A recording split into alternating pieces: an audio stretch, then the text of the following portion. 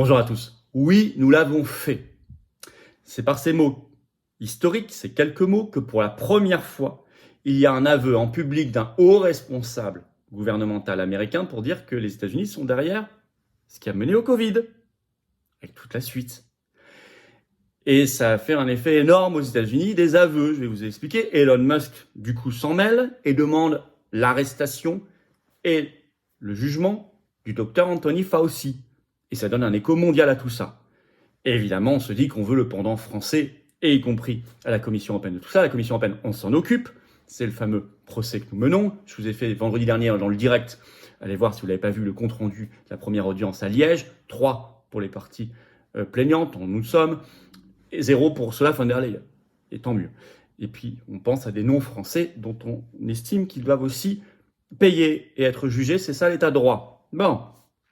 En tout cas, ce qui se passe là aux États-Unis devant le Congrès américain est tout à fait essentiel, et l'écho que donne Musk, mais également la sphère de Trump et de Trump Jr., est quelque chose d'important. Et puis il y a des décisions concrètes qui commencent à être prises suite à ça. Et ce sont de très bonnes décisions, et ça tombe bien, et tant mieux. Alors on se bat pour la vérité et la justice. Alors cette vidéo, elle est importante, merci de la partager, de la relayer. On va vous aider la semaine prochaine, je l'ai annoncé dans le direct, à massifier les plaintes contre Ursula von der Leyen, c'est l'affaire du Pfizer-Gate, des SMS. Ce sera sur le site. D'ici là, partagez cette vidéo, il y a plein de choses nouvelles que vous allez apprendre dedans, très concrètes. Pour ça, abonnez-vous si vous voulez bien à cette chaîne en cliquant sur s'abonner en dessous, c'est un clic qui est gratuit pour vous, ça contre, ou réabonnez-vous si YouTube vous a désabonné, vérifiez, ça arrive beaucoup, ça contre la censure organisée pendant cette campagne des européennes par la Commission européenne. Bah oui, parce que ces sujets-là, on est la seule liste, la liste que je mène pour les européennes, qui s'appelle l'Europe, ça suffit, on est la seule liste à en parler et à agir concrètement. Voilà. Je rappelle que les Patriotes sont le seul mouvement politique français à être dans cette plainte sur les SMS. Mais c'est fou d'ailleurs que les autres listes ne parlent pas de tout ça et n'agissent pas. Parce que ce sont des sujets fondamentaux. Et c'est tellement lié en plus au Frexit, à la nécessité du Frexit, et c'est lié à la vérité et à la justice. Et on doit ça aux victimes. Donc merci de partager cette vidéo. Justement sur la campagne des européennes, nos meetings qui arrivent, après le grand succès hier en Moselle, bravo au référent départemental Eric Corpis et à ses équipes. Je suis jeudi prochain 23 mai à 19h à Nantes. Inscription sous la vidéo en description. Grand meeting avec moi Jean-Frédéric Poisson et Myriam Palomba. Et bien évidemment, c'est ouvert à tous, adhérents comme non-adhérents. Et puis samedi 25 mai, je suis à Bordeaux à 18h. Inscription sous la vidéo en description. Et le mardi 29 mai, je suis à Kinsheim en Alsace à 19h. Inscription sous la vidéo en description. Et notre grosse journée, la journée nationale pour la paix, le Frexit et les libertés à Paris, le dimanche 2 juin dès 11h30. Place Fontenoy, c'est en extérieur, plein d'interventions, possibilité de restauration sur place, ça va être extraordinaire, venez très nombreux, inscription sous la vidéo en description également. Et c'est ouvert à chaque fois à tous, bien sûr. Alors, je vous attends aux patriotes, voilà, si vous voulez vous battre pour la vérité et la justice, nous rejoindre tout de suite dans ce combat, je vous attends. Voilà, je dois pouvoir compter sur vous et vous devez pouvoir compter sur nous. Et seul, on peut rien, ensemble, on peut tout. Alors, vous pouvez adhérer, réadhérer ou faire un don au mouvement. C'est les 2 premiers liens sous la vidéo en description pour le faire. Ces liens sont dès maintenant aussi sur notre site les-patriotes.fr. C'est très important. J'y reviens en fin de vidéo. Alors, le grand aveu. Les premières décisions concrètes aussi qui tombent suite à cette phrase « Oui, nous l'avons fait » et d'autres aveux. D'autres personnes. Avec Elon Musk qui s'en mêle et qui donne un écho mondial à tout ça. Qu'est-ce qui s'est passé au Congrès américain ? Ça a été rapporté par la presse, notamment le New York Post ce 16 mai, le titre « Un responsable des NIH, donc National Institute of Health, qui sont les organismes fédéraux de la santé aux États-Unis, admet enfin, je cite, que les contribuables ont financé la recherche en gain de fonction à Wuhan après des années de déni. » Et il parle de l'aveu du directeur adjoint principal du NIH, Lawrence Tabak, qui l'a fait au Congrès, en public, ce Congrès américain, ce 16 mai, devant la commission d'enquête américaine sur le Covid, le sous-comité spécial sur la pandémie. Je vais vous lire un extrait du New York Post, comme ça va être clair. « Il était temps », écrit le New York Post. « Enfin, le directeur adjoint principal des NIH, Lawrence Tabak, a admis au Congrès que les contribuables américains avaient financé la recherche en gain de fonction à l'Institut de virologie de Wuhan en Chine dans les mois et années qui ont précédé la pandémie de Covid.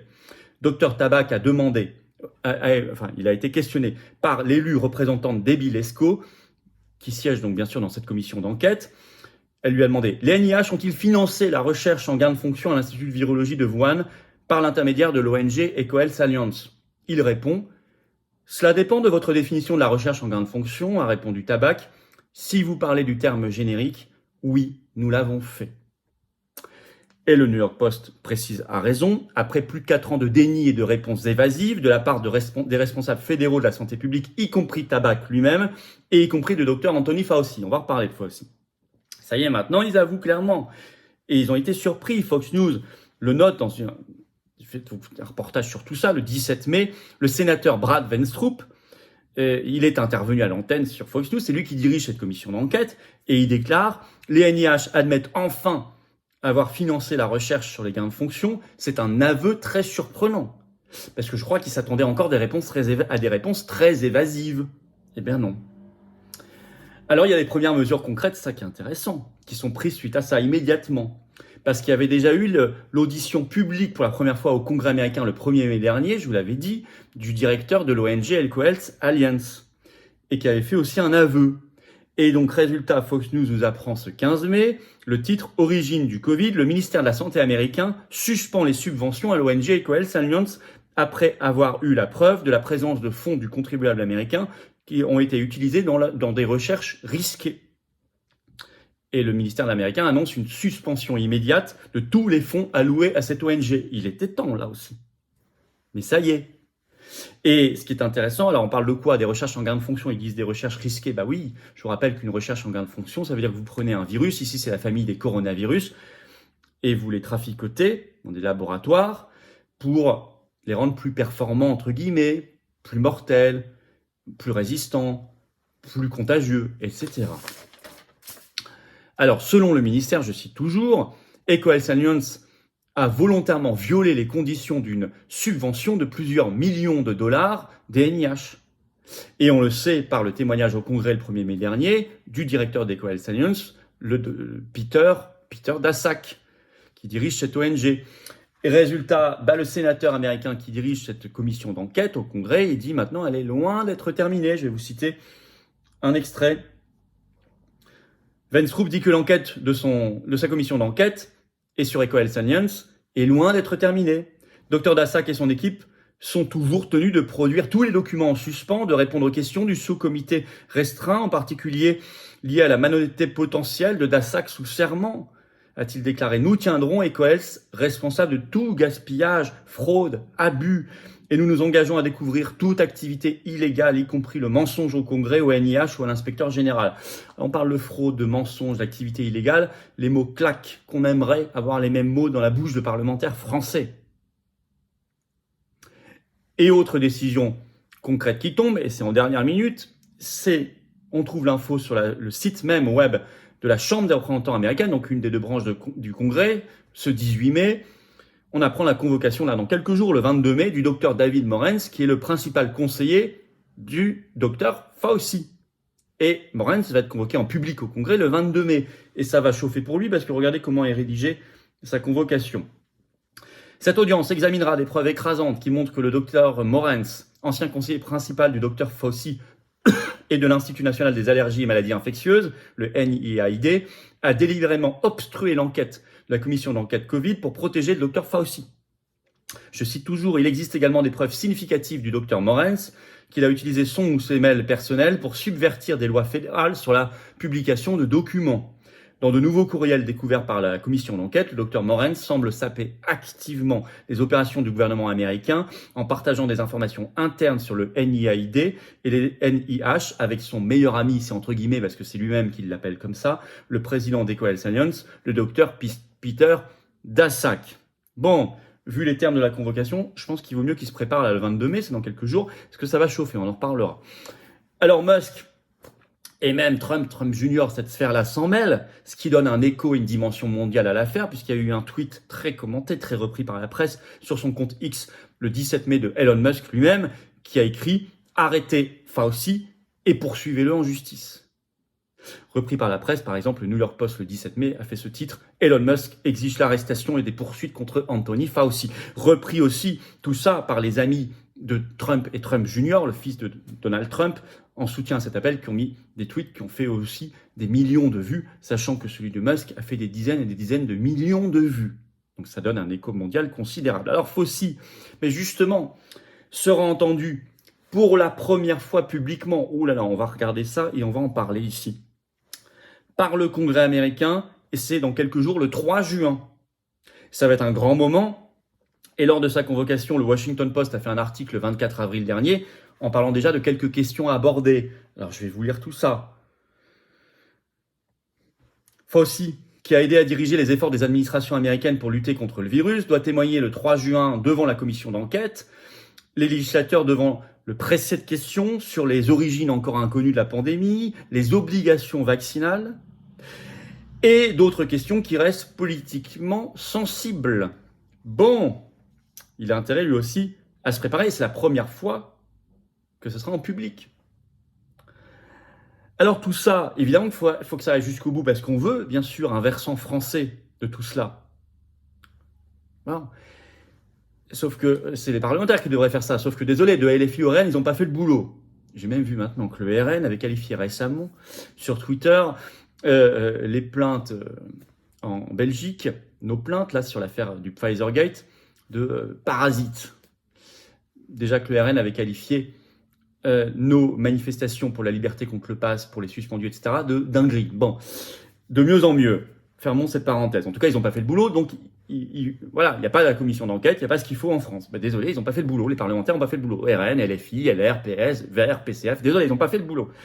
Reconquête non plus. Donc, il faut qu'aux États-Unis, ça tombe. Parce que vous comprenez bien qu'avec les dominos, c'est là-bas qu'il y a le cœur du problème. Si ça tombe, ça tombera ici. En tout cas, on s'occupe du volet Union européenne, avec tout ce qu'on fait. Je vous ai fait le compte-rendu, je vous l'ai dit, dans le direct vendredi dernier, et on lâchera pas.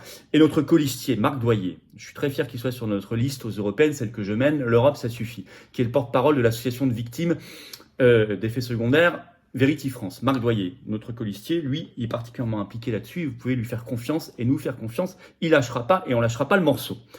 C'est évident. Vérité et justice. Voilà.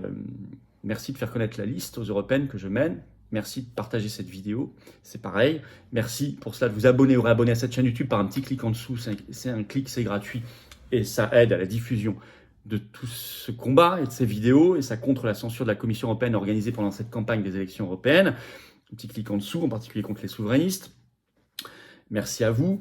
Et puis notre prochain rendez-vous, c'est le meeting de Nantes. C'est jeudi, 23 mai, 19h, ouvert à tous. Inscription sous la vidéo en description. Vous pouvez vous inscrire également pour Bordeaux, samedi 25 mai, 18h. Et puis Kinsheim en Alsace, mardi 29 mai, 19h. Et puis Paris, dimanche 2 juin, 11h30. Inscription, la journée nationale, inscription sous la vidéo en description également. Place de Fontenoy.